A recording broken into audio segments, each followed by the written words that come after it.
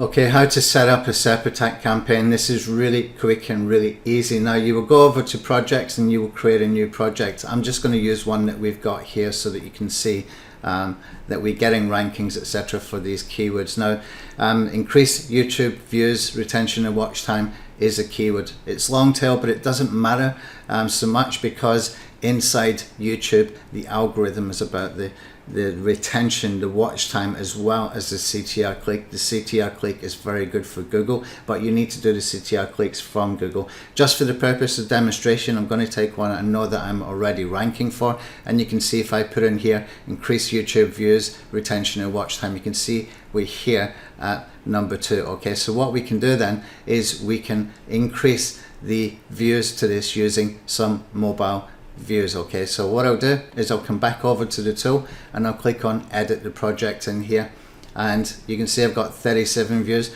I'm going to make that up to say 47 views. Okay, and you can see I've only chosen YouTube as the search engine. Normally what I will do is I will start with YouTube and then I will start to introduce Google Video as well after I've got some views with the CTR clicks inside YouTube, together with the retention and watch time increase that's happened with that. Okay, so what I'm going to do is I'm just going to make sure that my keyword is the same keyword that we had in the ranking check that we did on YouTube.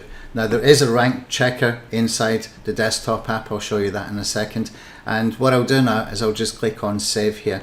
Now if I was to start a new project, all I would do is go over to projects and click up here to start a new project, and you can see here that you can choose the project type. We got all different kinds of ways that we can do views. We can do TikTok, we can do Google Business, we can do embedded views, we can do CTR embedded views, and we can go direct to URL. We can even do views on websites that are linking back to you, and click on that link from the search engines, then click through to your content that it's backlinking to, as well as all the YouTube SEO tools that we got in here.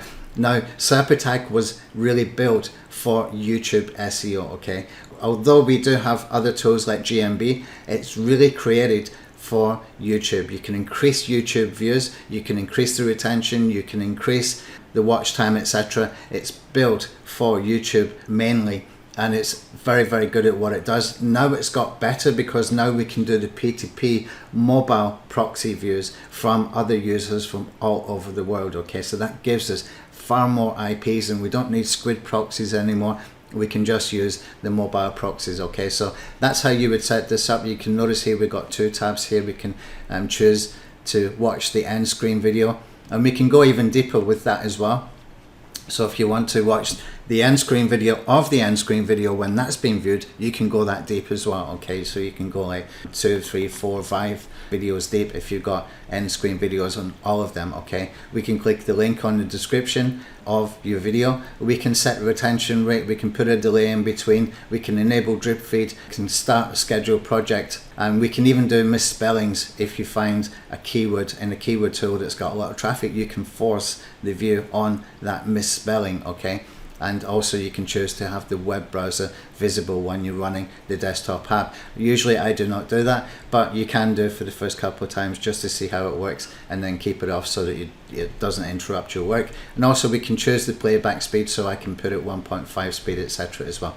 Very quick, very easy to set up. It takes about 2 minutes once you're familiar with the actual user interface. So now I've set that up, what I want to do is I want to start up Separatech, and before I do that, what I'm going to do is I'm going to make sure that I have got my mobile app on. Okay, so if I've got my mobile app on, it can communicate with the desktop tool. So I'm just going to put that on quickly, that it's working first, and then we can switch the desktop tool on. So, and I'll put auto change IP to 3 minutes and save that. Okay, so now that is on, all I need to do is set my Separatech desktop tool on. So I'll just open Separatech.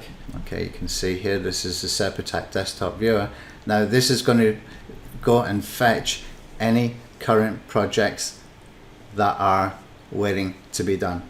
Okay, you can see it started to watch one of these videos. That's from group project. I'm waiting for the private project to come through. Okay, so this has just popped up now. And another thing to make sure you've got your proxies on, and also make sure you've got your scheduled tasks enabled on as well. And if I come over here to the proxies, you can see we don't have any proxies in here, but I've got proxies on. Okay, that's because the mobile app is communicating with the desktop tool. Okay, so one other thing is to make sure that you put a time delay in between your videos. So if it's a 3 or 4 minute video, put a time delay, otherwise it's going to do the view from as many threads as you've chosen. Okay, so it started to view the first one up here, and now the second one I actually don't want it to do the view, but it's already started, so I need to leave it. One good thing about this is you can do rewatches. Okay, rewatches is actually a ranking factor, especially for YouTube Shorts, which you can do within Separatech, and for TikTok videos as well, which you can also do from within Separatech. Rewatching is good, but just make sure you've got that time delay so that you've got one thread at a time watching the same video from the same IP. But you can see this is working fine. Okay, even though I don't have any proxies in here, it's working with the actual mobile app proxies.